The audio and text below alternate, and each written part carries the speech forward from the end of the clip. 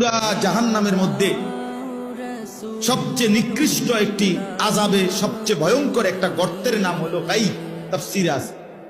আশ্চর্য কথা হলো, নবীজি বলছে এই জাহান্নামের ওই গুহাটা এতটা ভয়ঙ্কর, জাহান্নামের বাকি অংশ আল্লাহর কাছে পানাহ চায় যে আল্লাহ, আমি জাহান্নামকেও ওই গর্তে ফেলিয়ে দেব।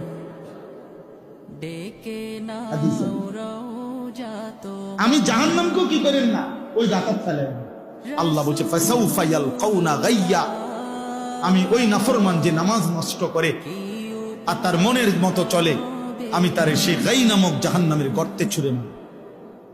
আল্লাহ বলেন, যে বান্দা তওবা করে গুনাহ ছেড়ে আমি আল্লাহর দিকে ফিরে আসে, ও আমানা, এবং আমি আল্লাহরে মেনে নেয়, ও আমিলা সালিহান, এবং নেক আমল করতে থাকে, ফাউলাইকা ইয়াদখুলুনাল জান্নাহ, আমি আল্লাহ ওয়াদা দিলাম এরা সকলেই জান্নাতেই প্রবেশ করবে।